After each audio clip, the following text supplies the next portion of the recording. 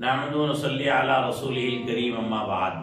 ناظرین اور سامعین کرام، اللہ کے بندوں کو بندگی کا شعور آنے، بندگی کا مقصد واضح ہونے اور اس دنیا میں ہم کیوں آئے، کہاں سے آئے، کہاں جانا ہے، کیوں جی رہے ہیں، اور انسانیت کے زیور سے آراستہ ہونے کے لیے اللہ کے نبی صلی اللہ تعالی علیہ وسلم کے دربار رسالت سے امت کو دو انمول ہیرے ملے۔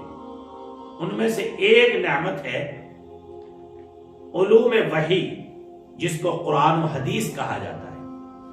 جب تک امت قرآن و حدیث کے علوم سے نسلیں آراستہ نہیں ہوں گی تو امت جہالت، رسوم و رواج، بدعات و خرافات اور اللہ کی ناپسندیدہ اور نامرضیات پر عمل پیرا ہوتی رہے گی اور انتہائی گویا کہ انحطاط اور اللہ کی نظروں سے گرنے والے اعمال کرتی رہے گی۔ اس لیے کہ بندگی کا علم اور شاہ راہ بتانے کا اگر کوئی واسطہ اور ذریعہ ہے تو وہ علم رسول اللہ صلی اللہ علیہ وسلم، علم قرآن اور علوم وحی ہے۔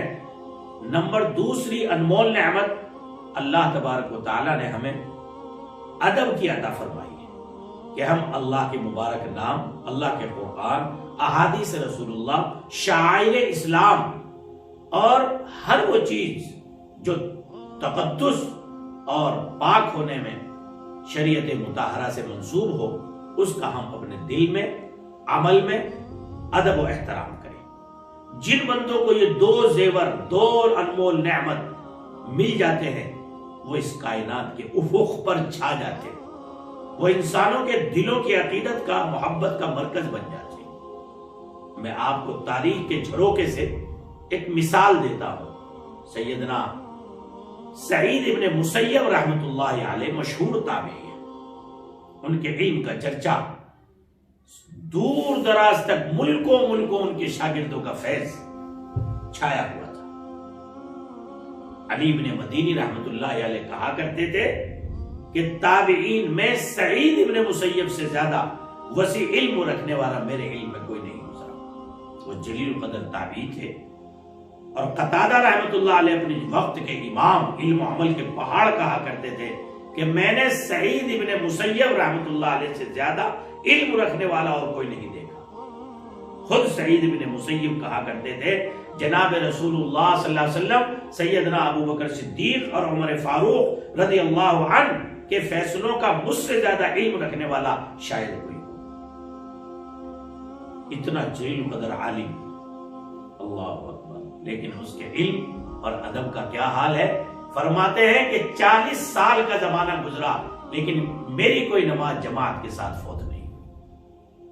اور احترام حدیث کا یہ حال تھا، جان کنی کا وقت ہے، نزع میں ہے، موت بالکل قریب۔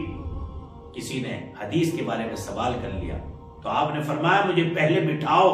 لوگوں نے کہا حضرت آپ بڑے کمزور ہیں، نحیف ہیں، نہیں بیٹھ سکتے۔ آپ نے فرمایا مجھے بٹھاؤ، مجھ سے اللہ کے نبی کی بات پوچھی جائے اور میں لیٹے لیٹے بتاؤں۔ یہ غیرت علم کے، ادب حدیث کے خلاف ہے۔ دیکھا آپ نے کیسی جلیل القدر ہستی ہے جس کو ساری دنیا کے لوگ مان رہے ہیں اپنا بڑا اور مقتدی، لیکن جب اس کی زندگی میں ہم نے جھانک کے دیکھا تو دو چیزیں بدرجہ اہم ہیں، نمبر 1 علم اور نمبر 2 ادب۔ اللہ ہم سب کو عمل کی توفیق عطا فرمائے اور اسلام اور شاعر اسلام، سنت رسول اور اسلام کی ایک ایک تعلیمات پر ہم سب کو عمل کی بھی توفیق عطا فرمائے، اس کا علم بھی نصیب فرمائے اور اس کے ادب و احترام کی بھی توفیق عطا فرمائے۔ السلام علیکم ورحمۃ اللہ وبرکاتہ۔